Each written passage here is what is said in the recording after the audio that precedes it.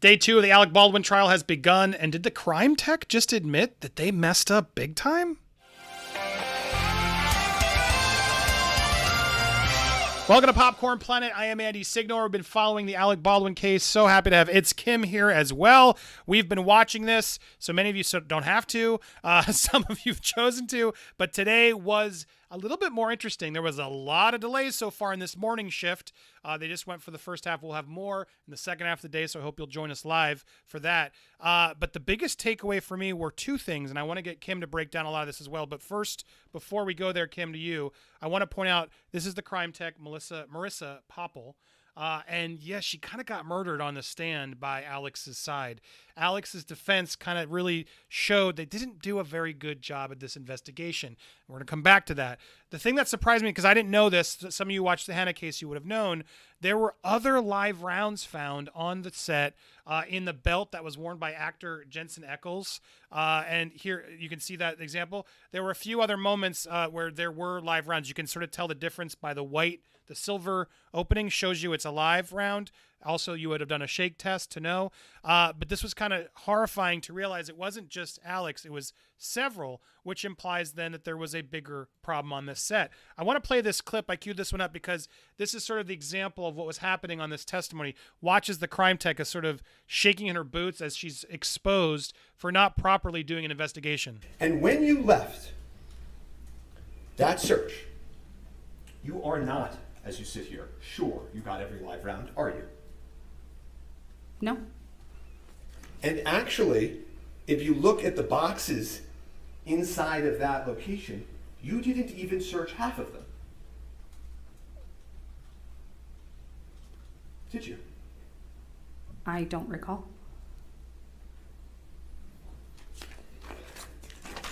So then why on direct examination, if you do not recall, did the prosecutor ask you, and you tell this jury, that you were confirming that you searched and found every single live round? Why did you testify to that? I found what I believe to be all the live rounds at the warehouse. But that's not what you said. What you said was that you found every live round, right? I don't recall the exact words that I stated. Well, you certainly said that you searched every single box just 10 minutes ago in front of this jury, right? I believe that a reasonable search was conducted of the warehouse. An investigator, I understand you were prepped before you testified today, correct? I spoke with the prosecution before I testified yesterday. Okay. And the jury heard something about pre-trial interviews, where you're interviewed and the defense can be there to watch you be interviewed, right? Yes. But every time you talk to the prosecutors, defense is not there, correct?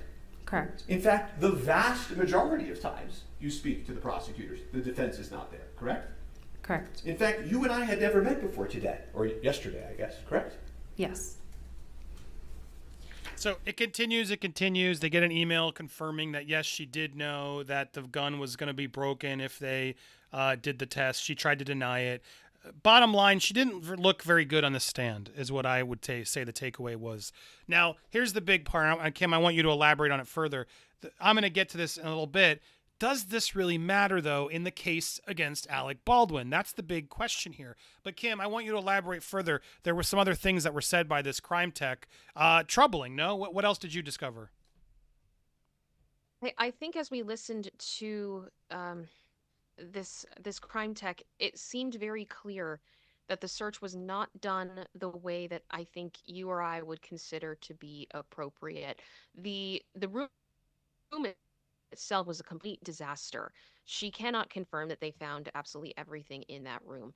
And this adds to the question of how the heck did a live round end up on set? Because as much as I think a lot of people have major concerns about Alec Baldwin's conduct on set, of whether or not he should have checked the firearm, that he should have checked all of those things for his own safety, for the safety of those around him.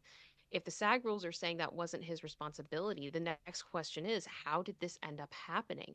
And that would then fall on Dave Hall's on set. It would fall on Hannah, the armorer, who is currently in prison and is going to be testifying tomorrow, according to Court TV.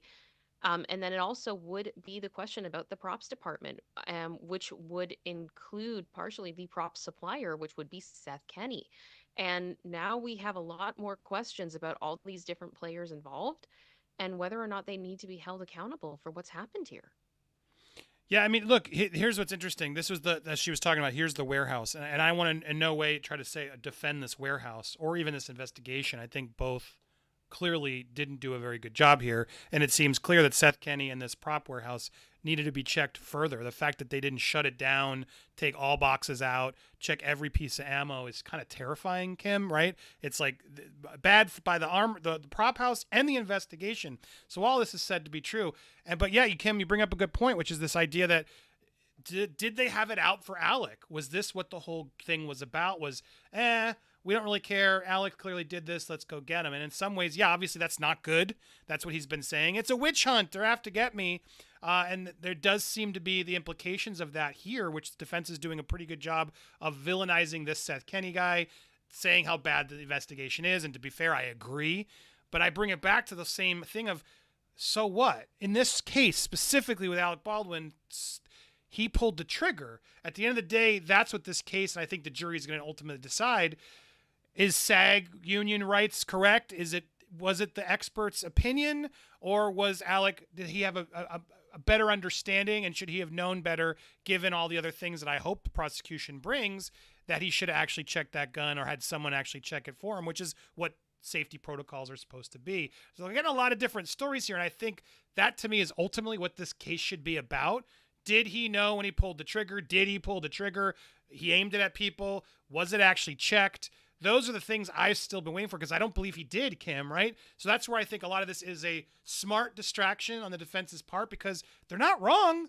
They're definitely aiming a lot of their laser sights at Alec, probably unfairly to a point, but also kind of fairly in that it's clear he was the one who was holding it and held the trigger. It's clear Hannah could have checked these rounds, even if they came in from Seth Kenny in this warehouse, which is not okay, and they should have been held accountable too. She still could have caught it before it went to Alec, right? Alec and Hannah, to me, are still guilty of doing irresponsible jobs. Do you disagree? What are your thoughts?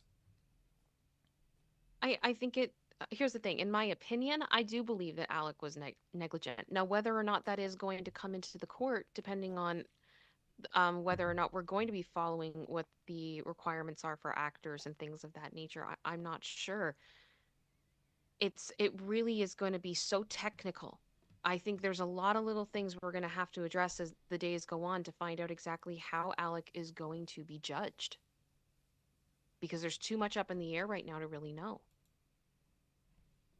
But when you're looking at the prosecution and you're seeing these mistakes and you're looking at this prop house that looks like it's from an episode of Hoarders, it really just starts to make you wonder, what the heck was this investigation? Well, and also it also justifies some of Alec's anger too, right? Which he's always been saying, because he's like, why aren't you doing this properly? Why is it always pinned on me? So I actually have gotten a little bit more empathy in seeing, wow, I can understand that part of it a little bit better. But again, does that take away from him actually pulling the trigger, right? That's, to me, the issue that the jury's going to have to face. Yeah, I think that is the biggest question. But I don't think we have seen enough testimony at this time to be able to really make that call of how that's going to be taken into account in this trial. There was this implication also, we were looking for a specific clip, but there was this implication that the defense was trying to say that the prosecution was kind of checked out and ready to go on a spa day and not really do their jobs. There doesn't seem to be specific proof, but it does seem like the prosecution was holding back on allowing some tape that would have shown more of this, which is interesting because it doesn't make them look good. Clearly, it doesn't make this team look good. And again, all that's bad news for Hannah, for Helena rather, and this tragedy. Getting to the truth of it, of who else is responsible. Because look, I've always said I think Alec Baldwin was reckless and he is responsible, but as are multiple other people. That's the problem here. And a lot of people I think are saying, oh, he set up, see, he knew, but no, I don't think someone set it up knowing, yeah, Alec's going to get caught, right? This is the problem. These people at the warehouse and Hannah weren't good enough experts that Alec should have trusted. I think that's where it ultimately comes down, right? Because to me, Alec had to have known, even if we take the producer hat away, still, as an actor, He had to have known, where's the other crew member that all are suddenly here? Why did they leave? Safety issues. Like there's certain things that should have come to his whereabouts before the AD handed him the gun. Who did? Also, I'm waiting for that, Kim, to confirm who handed it to him, right? All those steps leading up to it, to me, are so critical into actually what matters here, not where did it come from, which is what Alec and his team are obsessed with, for right, fair reasons, because I think he wants to get to the bottom of how did that round get there. It is a very fair question. At the same time, why didn't you better check it? I can't get over that, Kim. Any other thoughts you want to add sort of on this portion? One thing that we did find that was kind of interesting with the prosecution was that the crime scene tech was supposed to, in the warrant that was issued, bring back surveillance footage, and she did not, and she said she did not, but there doesn't seem to be much reason as to why. So again, it's like it just looks like there were things in this case that were just ignored in investigation, and then when you pair that with the firearm itself being destroyed through testing, it's just starting to really look messy, because ultimately what we have to find in order for Alec to be proven not guilty is reasonable doubt. Yep. And all I'm seeing right now is doubt. Yeah, I got to agree, because, again, I think he should be held responsible for pulling that trigger. I do believe he did. I know he's saying he didn't. I think he's just telling himself that. I think he did. I don't think he did it on purpose. I've never said that. And I do believe maybe they have it out for the celebrity a little bit. That may be true, but with good reason. I think both Hannah and Alec are justified in the targets that are aimed on them for being irresponsible. That's my belief. I'm still yet to see, though, do we have proof of that? We still have not gotten that. We haven't seen a lot of the specifics that I hope we'll get to soon, but there is reports that Hannah Gutierrez-Reed will now be joining us tomorrow as a witness. That's going to be interesting, Kim, because now they're sort of swaying to Hannah's innocence in a way of like, it wasn't her fault. It was this Seth Kenny guy. Right as the defense the prosecution announced that we're bringing her, now the report's coming in that but she won't know that, I guess. She's in prison. She's not going to be able to watch or know the previous testimonies, but it'll be interesting to see how she plays out. Will she want to throw Alec under the bus? Will she want to help him? There's a lot she could probably say to help either way. How do you think that's going to play, since you watched more of that trial than I did? I have no idea. And I think a lot of this, too, is that Hannah, it did seem, definitely had a lot of issues with Seth as well as Sarah, who worked in props, and it seems like they may be getting brought into this investigation as well. So I don't know how she's going to react and what she's going to say, but it could be very interesting. It's definitely getting more interesting, although there was a lot of dead air in this beginning. Oh, There's my been gosh. a lot of objections and long ones from the prosecution, a lot of overruled. A couple that one specifically I don't think should have been, but overall it's been pretty fair. The judge, though, definitely can't be happy with the amount of time that was wasted today. So much time wasted, and in fact, a 2-hour lunch today, which is kind of crazy, but seemingly there's a lot to be good. Could it be, as Christopher said yesterday, that they opened up the door for producing, which they did in their opening? Could that come into play now? That could be an ongoing. I wonder if the prosecution even caught that or is still trying to do it. They should. I just still don't even understand how they could have lost that. I would have never allowed that to happen. And I think if they aren't able to bring that back in, based on how things are going, I got to say so far, I got to give it to the defense. I think the defense is pulling in more of distractions, justifications, shiny objects, if you will. The irony there, Kim, they are creating enough shiny objects to, I think, get the jury to go, yeah, look, I don't see any proof that he is really responsible. There's still a lot to unfold, but we will keep you covered. We'll be back. We're still live for a little bit here, but we'll be back for the second half, so check that stream link. Make sure to check out It's Kim as well. Subscribe to her. Subscribe here. We got so much more coming as this trial unfolds.